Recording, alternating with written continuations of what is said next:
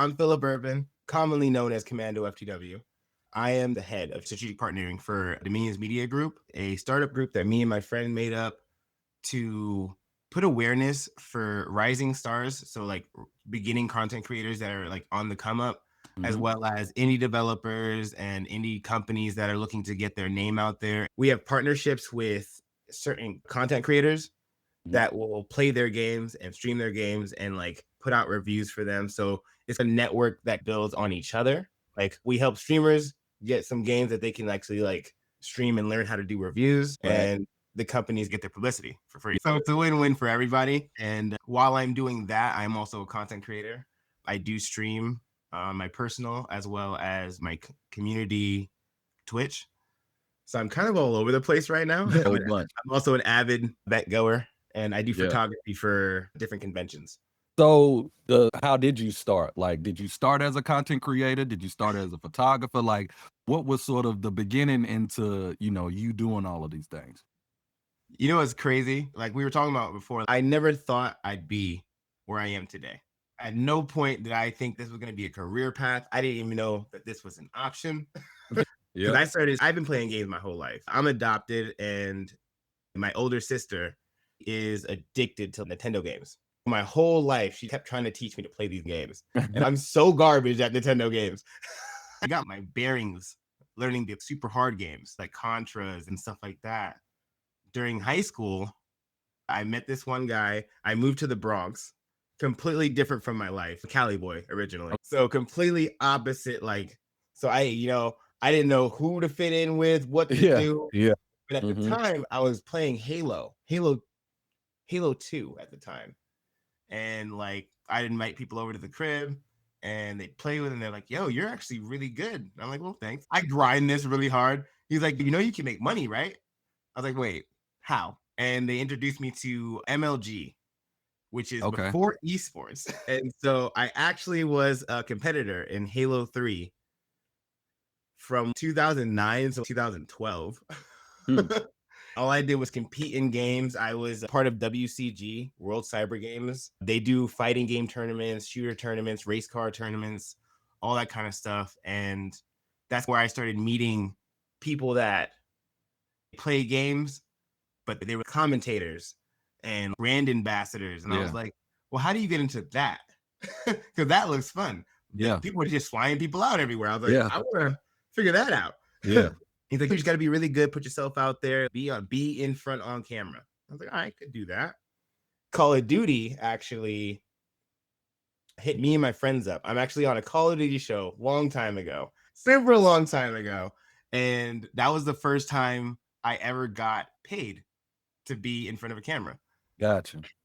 Like, not like they didn't care if you won or lose. They literally were like, yo, just be yourself, have fun, and we'll pay for everything. And I did that, and me and my friends were like, I think we can be personalities. So we started going to events, hosting booths, and working our way up through different gaming things, because I don't have any kind of college degrees. So I was just trying to figure out how I can use my skills to improve a company or help a game or help someone that's making a product. Right. And with that, now I'm one of the people that I met at PAX East, one of my favorite conventions. I've been going there probably the last 10 years. It's a convention for indie game developers. They have a bunch of stuff. Sometimes they do have AAA games. I think recently Monster Hunter was their huge thing. When I started talking to the indie game developers, they were just like, hey, I will give you this free game if you stream a little bit. They're like, I'll give you this free game and you just clip some stuff and give it back to me. I was like, what? Like, you're just gonna give me a game? So I started doing that, and then I met my business partner, and he's like, hey, like unless you know about the indie games like community, you don't really know much about indie games. Most people just only see a AAA game come out, like, that's the game I'm gonna get. Like, did you hear about the Boldor? It's that card game. Indie game won Game of the Year last year. Everyone's like, wait, indie games are good? We're like, yo, we're trying to tell you. We're working hard. They're working hard to make you something good. So we were just like, let's just make a company. Let's just figure it out. A lot of people don't understand the indie scene. There's less revenue to work with, and there's less sort of resources and stuff, but there's more passion and more attention to the details. You know, they know what's fun. They're trying to give you that experience where AAA has leaned more into the live service, They sort want that of pay. microwaved game, year in, year out grind type of thing. Yep. That's sort of what you get with the indie, or sort of the different flavor you get with the indies as opposed Yeah. to sort of the major corporate entities, as it were. And you can honestly feel it in the gameplay. You can feel it when you play someone's game. He's like, hey, this is my baby I've been working on for 5 years with just myself learning coding. And I'm like, okay, I'm gonna give it a try. And I'm like, wow, that actually was like an in-depth game. Like you did that with nothing out here spending $70 for a Right. game that's not giving me kind of Hey, sustenance. you said $70. Grand Theft Auto's laughing at you right now because that game costing $100. I don't care what nobody talking about. I'm gonna buy it, but I'm gonna be real mad. Hey, I'm gonna get it, but I'm I'm gonna be mad as hell about that $100. That's gonna be a good one right there. It's gonna be good. I'm gonna be real mad about it, but yo, 100 is wild. 100 that's is a crazy. wild play. So, sort of dive into that world of brand sponsorships and the whole content creation game. Since you have been doing it for a while and seen the evolution of how this from, like you said, because from what I remember, as far as video games wise, like it wasn't really a path per se to get to gaming. It was more of you sort of stumbled into it. Now you can get a college degree. Now you can specifically go to schools and curriculums that will give you the tools you need to be able to, you know, go down there. It would have been nice to have when we were Like when I was growing up, it was more of you saw them flyers on the telephone pole that they was looking for game testers or game testers, or you had some small little things they was doing at the EB Sports or whatever the case, whatever the store was called. You know what I'm saying? Or like you had just small pockets of different little things where you were just in the know. That transition of sort of now it being more mainstream, like being a content creator, being an influencer, all of that stuff. Give me the game as far as how you've seen that change and what goes into all that. Well, I got you. So, I mean, yeah, like you said, we didn't have access to a lot of this stuff that these kids have now. A lot of the biggest celebrities are literally gamers now. They're bigger than the movie stars and the actors now. When I grew up, I was always told, like, yo, get off your game. Like, you something else with your life. Like, better learn how to play football. So, like, growing up, I always shunned away from it, but I always loved video games so much. And then, after competing for a while, I started seeing people get on like TV shows.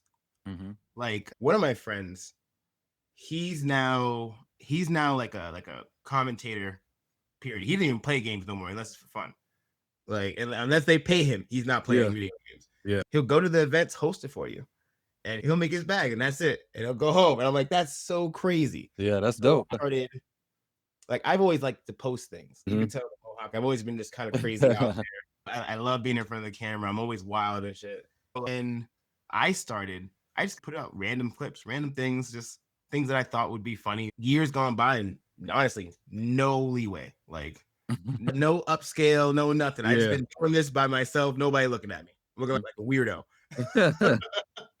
And I started going to events and making content at events. I started getting a couple more people, you know what I mean? Now when I go to an event, they're like, oh shoot, that's Commando. They show me love and we'll link up, we'll do something. The last convention I went to, this guy was like, oh, I was wearing, gunner glasses? Okay. They're like gaming glasses, right? Yeah. I was wearing those and they were my old school ones. They literally had MLG on the side. Okay. And I was like, have you thought about like switching your glasses? And I was like, this is the only blue light glasses I can find. Dude was like, here's my card. Email me. We'll talk. I'll get you a pair. If you like it, we can make business. I was like, how does that work? Months later, I have like 20 pairs of these. Yeah. Yeah, that's what's up right there. They paying for everything. And I was like, holy crap, all you have to do is put yourself out there. Talking to, surprisingly, with the Mohawk and stuff, I used to actually not like talking to people. I'd be the person in the corner just playing my games by myself. Now I'm the loudest motherfucker in the room. I'm like, yo, who are you? Let's link up. Let's see if we can figure something out. No doubt. And so how does that lead into your media group and the things that you do? You said you were sort of, it's more introverted, more, you know what I'm saying? Because I'm very introverted as well. But now being, The you camera know, helps. it's more of like to me, it's more of like a alter ego almost. Like, you know what I'm saying? Yeah. I am still Oh, an it is. introvert and I still want to be at home by myself playing my game. But at the Yeah. same time, I do enjoy being in front of the camera and talking to people. So it's more of that balance, that yin and yang sort of thing. Yeah. How does that lead into the media group and the things you do with that, the personality, all of that? Yeah, that's honestly, and like, I think you said it so perfectly. An alter ego. Yeah. It's 100%. You're Clark Kent during the day, you're Yeah. Batman at night. Yeah. Yeah. And like, Mhm. because yeah, before I wouldn't be able to reach out to a brand and be like, hey, I'm Phil. You don't know Mhm. me, but Yeah. I want to work. You gonna work with me? Now I'm like, no, I'm Commando. Most people know me. So Yeah. like, you're gonna know me. We're gonna get Yeah. this thing happening. I'm just trying to figure out what the logistics is. And they're like, Yeah. oh shoot, like, okay, you already okay, you're just gonna come in strong. Like Yeah. And I mean, you just sometimes don't that's what works you sometimes. don't That's hold for back. sure. You put yourself out there 100%. And honestly, as long as you're genuine and you have a good backing, like I love working with DMG because we launched our newsletter in February. Okay. And it was perfect because, like, funny enough, the CEO was like, oh, yeah, we're going to make all these posts. I was like, wait, you know, it's February, right? Why aren't we looking for Black developers, Black content creators? Why aren't we looking for the people that aren't getting represented? And they're like, wait a minute. How did we not think of that? So the first month was crazy. We had different Black indie developers. We Mhm. found a couple different content creators that are on the rise, a few that are Twitch ambassadors as well. They just Mhm. kind of wanted to like help out. Mhm. Cause like, and I was like, if you support your community on top of that, they're Yeah. gonna support you. Yep. They're gonna support you. Mhm. And it took me years to realize. I always thought you had to do it alone. Yeah. And now I realize, nah, we stronger together. The more Yep. people we have in the fold that have the same mentality, the same goal, then there's nothing gonna stop us. Mhm. Nothing. Mhm. That's for sure. That's for sure. And so, like, where did the name, like, I guess let's take a step back to when you were competing and stuff. Like, where did you get the name Commando? What led you into playing Halo to begin with? Unfortunately, Halo has kind of died down. But like, Yeah, it's not a thing obviously, for anymore. the people that don't know, for the people in the back, Halo It was used to be Fortnite. It everything. was, It yeah, used to it be was all of these huge games. So talk about your lead up into Halo, coming up with your name, personality, and sort of how that sort of worked, especially back then, knowing that all of that stuff wasn't as prevalent and strong. How was it creating your persona and that buzz around your name? So this is gonna be really funny, which I don't think I've told anyone. I played all Halos, right? I started playing one. Halo 1 was the game that like clicked for me. I like the story. I like everything about it. I like the way everything feels. I like the graphics. Everything just called to me.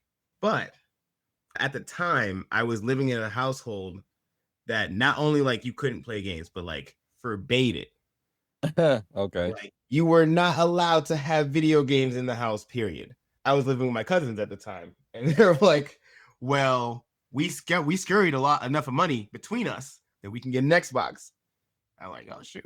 Yeah. This is around the time where Blockbuster was still around. That's a relic right there. We snuck in an original Xbox. We had one of the Sims games and Halo 1, and we put it in the basement and we'd play it at 3 o'clock at night. So everyone's asleep. Yeah. And we would just grind forever. And at the time, I was a really big fan of the Marvel character Captain Commando. Okay. Yeah. And I was like, dude, I love Commando. Like, it just sounds nice. It just rolls off the tongue. And so originally my name was just Commando for a very long time until I started competing. Mm-hmm. And then it just looked too basic. Everyone had crazy names. So I was like, let me put a for the win behind it. Okay, there you And go. I'm not even lying to you. I figured After I that's saw what that that, was for. Yeah. I saw 10 other people with the same tag, and I was like, oh, so that's the thing. It plays on each other. Like, if you Mm-hmm. see for the win, you kind of know. If you're a gamer, you kind of know what we Yeah. about. So Mm-hmm. I built on that, and we got out the basement. Funny enough, I didn't even know that the original Xbox had online. Yeah, I didn't play it online. I went over to a friend's house, and this kid's like, oh, I'm beast at Halo. And they're like, yo, our cousin's way better. We're going to throw him at you. And they threw me at him, and he put me down. He's like, oh, yo, I play in tournaments, baby. I was like, wait, you do what? He's like, you don't know you can go online? I'm playing people every day. I was like, I'm only playing these bums. So yeah, after that, like I said, it kind of ramped up. And then I met my friend in high school that was like, hey, like I go to MLG events, come down with me to one. I did like a free-for-all and won it. And I was like, wait, hold on. They're like, all right, give me your payment information. Here's your payout. I was like, you've got to be kidding me. So once I saw my first paycheck, I got a little crazy. Yeah.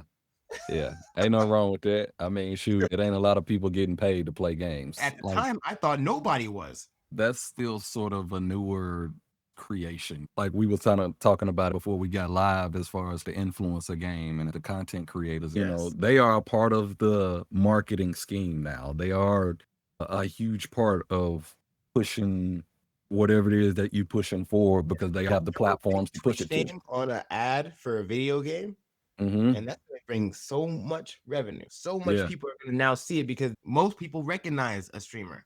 I always use this example, but Kaisonot is the biggest name right now. He used to not be. Right. But now, if you see or hear him anywhere, it's money. You know exactly who it is, too. Did you hear about the Global Gaming League? Yeah. Yeah, so it's T-Pain and Clinton Sparks, who's another. He like helps him with music and stuff. Yeah, Clinton Sparks. I am a part of that as well. Got into the first season, and I got an email that said "Sign T-Pain," and I had to walk out the room. I had to walk out the room. Yeah. I used to love listening to this man. Now he is talking to me about video games. I had such a good streaming year. I was like, this is so good. I'm getting a community built. I'm making all this money. I saw my paycheck at the end of the year, and I was like, actually, I don't know if this is for me. One of the things I wish I would teach people is that everything connects to each other. Like you might not, like there's people that make a lot of money on streaming. That's fantastic. If you have a niche and you can figure it out, stay there. But use that for your other platforms. You have to be on all the things to make an actual bag. If they see you on Twitch, have them move to Instagram. And then Instagram, you got paid posts now. Yeah. Right? You get paid per click. So just move them around. It took me a while to learn it. But now that I kind of understand, I'm like, all right, so like, I don't care if I ever become huge on Twitch. Twitch is just a platform that I can hang out and talk to people and grow a community so that when I go to the next event, we got communities hanging out, hooking up and networking in person and getting jobs done. And that's like the biggest piece of knowledge over the past year, honestly. It's just using other platforms to boost whichever platform you decide to stick with, then use all the other ones to build that. Gotcha. Well, I'm like a funnel. That's when you'll start seeing revenue. And then you'll be able to start a company. That kind of leads into what I was about to ask you next. What advice you would give some, up and coming content creating, influencing sort of people that's like trying to get in the game, that's starting fresh, brand new, because I mean, obviously you got the knowledge as far as when it started to getting in now, all the tools, the platforms you can get on. What would be sort of like your top, I guess, instructions or your top, helping tips for somebody that's trying to get started? All right. That's actually a very good question. I always try to give any kind of knowledge I can to anyone. I think that's what my brand is now, that I'm not a gatekeeper. If I find something out, I'm telling all my friends. We all make money. One of the first things that I learned, honestly, like especially content creation, like you're going to have your face in front of a camera. You're going to have to go back and watch that. You're going to have to just get past things being cringy or like, I don't think this looks perfect. It's not going to look as good as the next dude's podcast. You can't try to put yourself in someone else's shoes. You got to find what you are actually happy about, put out that content, period. A lot of these famous people, a lot of their stories start off with, if you go back to their first YouTube video, it's dog water. It's so bad, but they never stopped. If you continue and you push through that, like, oh, I don't like how it feels, that right there that will put you on the right path for all the other options in this career, in this industry. Definitely consistency and just trusting the process. Don't try to be perfect in the beginning. It's only going to slow you down. I can attest to that. A lot of the things I've learned over doing this podcast over the last year and a half is I do want things to look purty. That's for sure. Like, you know what I'm saying? Like, and you gonna have that, like, man, I need to work on this, or man, I need to fix that. But you can learn all that stuff on the fly while you putting all the content Literally. out and doing all that stuff. Like, Figure you it know, out. you can figure out the ins and outs and making it look pretty. I didn't know how to edit videos until I started putting stuff out. Now I still don't consider myself to be that good at editing, but But if you you're look good at at like no. YouTube, yeah, I mean, it's like, it's all right. You know what I'm saying? Like, I watch them. Like I said, I watch watch a those little bit. videos. Yeah. Good. Good. Yeah. That's what I'm talking about. And like, Yeah. dude, who cares if it doesn't have the right cut? If you can go start to finish on editing and you watch it play through and that looks good enough. That's Send all it. right. Yeah. Send it. Yeah, Mhm. that's all right. Send it. That's what I call it. Like when I'm The doing eye- anything, because I will take forever to work on a graphic, or I take forever to make sure Man. that thumbnail looks nice. I take forever doing whatever. If I get to the point where I'm like, you know what, that look all right. You know, we that's got right all there. that. Yeah. That's where you have to drop it. Like Yeah. when you're looking at it, Yeah. like it's looking kind of good. Like no, because that's my life still. Because I'm Yeah. still struggling with it. I'm still Mhm. struggling with it. I'll make something and then I'll be right about to post it, and I'll watch it again and be like, I can Yeah. tweak it for another Yeah. 2 hours. I can just let it rip. Honestly, doing both ways. I've been doing this for almost 10 years now. Mhm. Like, and that's just me figuring out my own personal brand stuff. It took me forever, and I still go back and forth. But looking at analytics or logistics, a lot of my best posts are posts that I don't even think about. I Yeah. just post and get shot in the fly. I'm like, wait a minute, that Yeah. did good? Yeah. Not the one that I took 5 hours to edit. Yeah. That's my struggle with shorts and stuff right now. I Yeah, the have shorts. 3 videos of like relatively the same stuff, but like one video would get 10 views and another video would get 20 views, but the other one would get 10,000. It's like, Like, wait a wait, minute. So what? And then you try to do what you did on that video and then then you it gotta doesn't figure out what to work. do on And that then one it's now. like, yeah. So yeah, you trying to play that game or trying to catch up to the views. That's a big piece of game right there. Yeah. That's a big piece of game right there. If you can watch a couple of your stuff and you see the one that does good, you got to do the analytics on it and like Yeah. figure out why did that do so good, Mhm. and then Yeah. build on that 100%. To add a good helpful tip at the very beginning, it is important to look at your analytics, but at the very beginning, views and subscribers really don't matter in the grand No, scheme when you first getting started. definitely not. Because if you just chasing the streams and the views, you really not working on the things you really should be working on, like That will the build. video quality or making sure that whatever point you're trying to get across is Yeah. actually getting across, getting your personality out there, letting your personality shine through, not be scared of being perfect in front of the camera. People gonna be like, "Oh, he's weird." Well, you clicked on the video, so I mean, Yeah, like, exactly. Then it's not for you. It's for yeah, someone else, though. it's all good, and I appreciate you as you exit the door. Hopefully, you stayed for the 30 seconds that I needed. I need your opinion. What's sort of front of mind for you and sort of things you're working on? So, because of DMG, I'm going to be doing, like I told you earlier, conventions are huge. They're Yeah. very huge. And we can talk about that too. That sort of adds on to the helpful tips. Talking about going to conventions and whatnot. Sort of Yeah, talk about your convention. experiences there too. Originally, I was like, oh, I'm going to pick like 2 or 3. But then with DMG launching and getting some kind of traction, I was like, oh, okay, so I got to go to certain ones. Mhm. So I'm doing TwitchCon in October. Okay. And then I'll be doing PAX West in Seattle in September. Okay.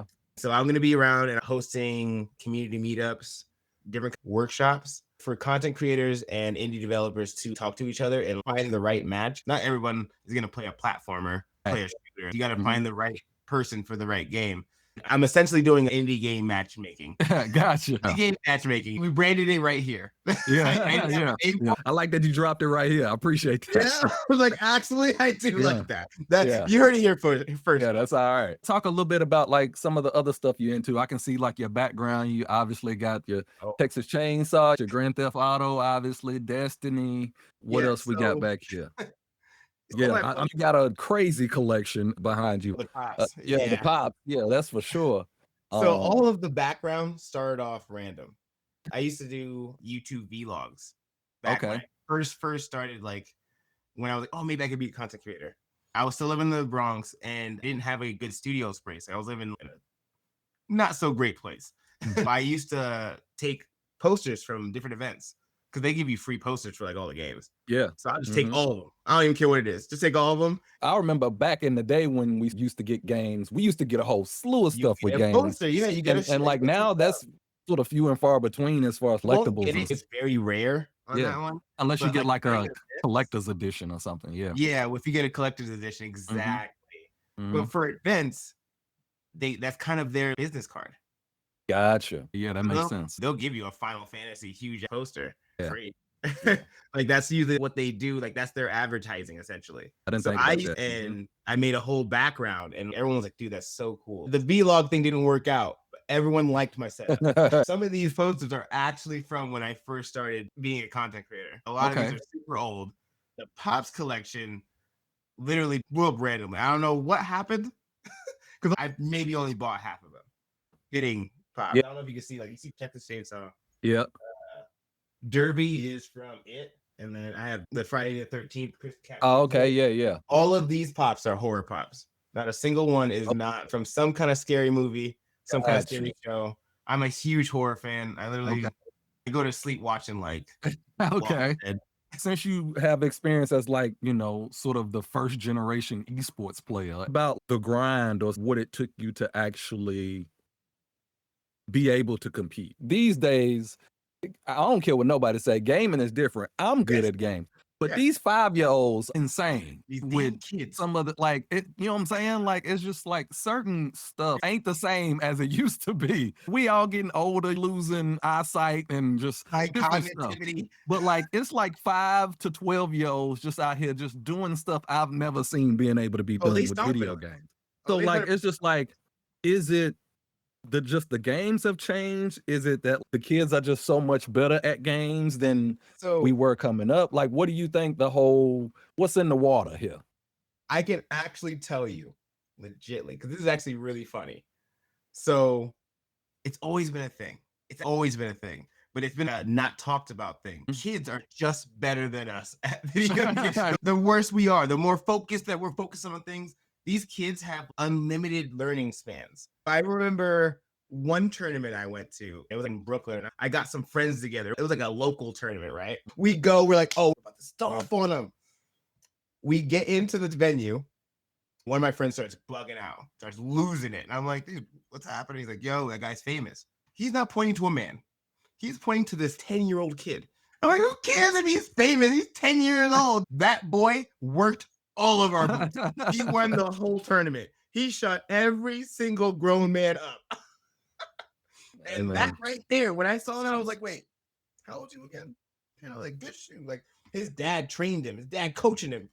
Yeah. I was like, oh, and that's what I'm saying now. Like, it's like able to be like you able to actually train for this. Like, yeah, little did we know we was training for it too. We was just being told that we had to get up off the game. I've talked about this with people who not only are doing games, but also are in the health space as it pertains to games, as it pertains to reaction time, mental health, just different things that you're doing that you're not even really thinking of that you have to do within games anyway. Pattern recognition, you know what I'm saying? Just different things like that. So like all of these kids are doing these things and now they just able to do it as a career. So essentially, to get back to the original question, I saw that at a young age. I was probably 18 when I saw that. And I was like, dude, what the freak? And now that gaming and streaming and even being in esports is such a known thing, there's parents. They're like, if a kid says, yo, I want to be a gamer, the parents are like, I bet, go for it. You're about to make us all rich. Now we're gonna have to invest in a $3-4 grand PC so you got my little Timmy can become the next. These parents are our age. They're like, yo, we saw what happened. Yeah, we saw what happened. We got beat down. If my kid is gonna go into gaming, I'm gonna make sure he gonna be the beat downer. The only thing I would say is different though, because yeah, the kids are always gonna be good. But I feel like it's harder to get into esports on a main stage now and on the world view level than it was back then. Because back then, dude, I signed up for game battles online, played a couple games. They're like, all right, you're invited to MLG in New Orleans. I was like, oh, okay. Yeah. Now it's like, no, you got to have so much credentials. What's your view of it? They want to know your stats for all your Instagrams and all your social stuff. Then not only that, like everything is game specific. So now you got people who, let's just say Call of Duty, for example, that's all they play, like literally 16 hours a day, especially if you're trying to grow in the leagues. You got the CDL, but then you got challenges, you got all this stuff. Well, you barely even make it to challenges. You can't even be ranked on the multiplayer. Not only that, skill threshold is so high now. Like you said, and most of it just so happen to be kids that, you know, are 10 Yeah, years old. they have the talent, but don't have the mind to navigate like business parts of it. That's what's weird about this age now. I'm hearing all the time about kids getting scammed because they're not reading the terms of agreement. Yeah. And it's like, dude, if you're putting in money, you have to be of age to read the terms of agreement. Because you're gonna get we're gonna take everything from you. That'll be one of my last questions for you. Sort of explain the business side, the pros and cons. Like you said, you can get scammed out of a lot of this stuff. There's a lot of people trying to put their hands in the cookie jar. Everybody sees the amount of money everybody's making. Everybody want a piece of that. So like, you can become the next big influencer star, whatever, but you could also be the next person getting your pockets took. So like, talk a little bit about the discussions you have with some of the people you either worked with or just some of your own experiences as far as, you know, companies and businesses and stuff like that.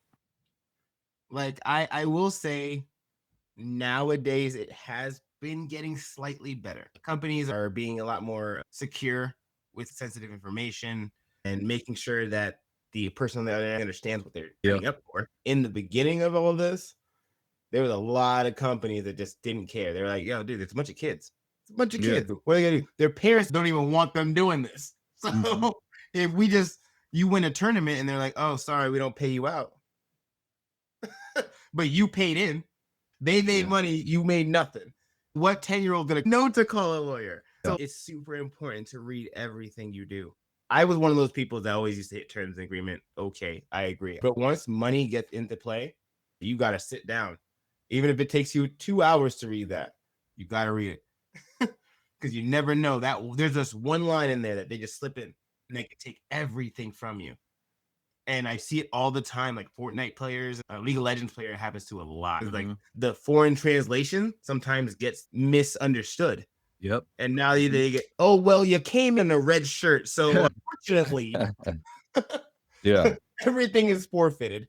Yeah. They're like, wait, That's what? crazy. Yeah. That's wild. No, it's a crazy thing. You just got to be vigilant. You got to be vigilant. Protect yourself. Worst comes to worst, ask someone older than you. Or honestly, if you are older, then go to an advisor. Yeah. Like good representation. I thought that was the best thing ever. Good representation. Get some kind of background safety information before you leap into a contract, for sure. Yeah, no doubt.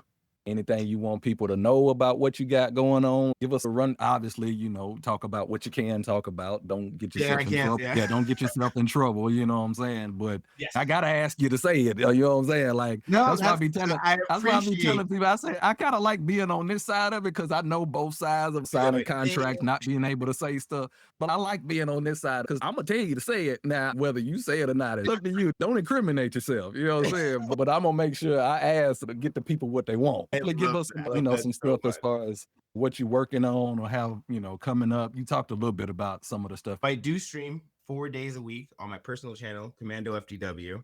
Always feel free to check me out. I have kind of like a chill space. Like you can say whatever you want. It's not that serious. We just kind of play games and fuck around. And then I also stream on our community page, Absolute Chaos Gaming. Feel free to join the Discord or reach out to us. We empower other gamers. We're about diversity and inclusivity. And I stream with a stream team. We stream every day. Each day is a different person. So you get a little bit of flavor. Because I stream Marvel Snap. I stream the card game. Oh, okay. And I know they do a movie night one night. They have Destiny another night, family game nights, and all this kind of stuff. So that's really fun. It helps build the community. And all the stream team came from the community. We're also trying to build more. So if anyone wants to learn how to stream or start their stream, we're here to help with that. DMG, we do have a newsletter, Dominanz Media Group. Anyone that wants to sign up can totally sign up. You'll get exclusive stream keys, or if an indie developer has any kind of like products, like promotional products, like plushies or shirts or something like that, we give those out as well. So definitely subscribing to them will help. And then on top of that, if you would like to be featured in DMG for Rising Stars, we do have a form that you can fill out. We go through it pretty often, probably once a week. And you know, you could be featured on one of the next Rising Stars. Definitely something you should check out. The last thing, but I can't say too much about it. It coincides with the fact that you are in music. The Dominanz Media Group will be venturing into music within the next couple months. So we are looking for DJs, original music, anyone that makes original music. It doesn't matter if you're a rapper, singer, orchestra player, jazz player. We are going to be looking out for you because we will be rolling out something for just music. That's going to be really fun. I'm actually really looking forward to that. So CommandoFTW on all platforms. The first 0 is a number 0. People keep forgetting that. But once you get that, you're good. Be sure to check me out. I'm a Zenny partner. So if you guys are looking for affordable glasses, message me on the site. I can give you a code, make things super cheap for you guys. Dominanz Media Group on all platforms as well. Or if you just type in DMG, we'll be able to bring it up. And that's for all you developers and rising content creators. Absolute Chaos Gaming is our community. It's a Discord community. Feel free to hop in. We do game nights, movie nights, and we're building people on what they're good at. If you have a skill, if you have something you want to pursue, and we have someone in the team that can help, we will do all we can to help you out. If you come this way, we can help you in some way. Oh,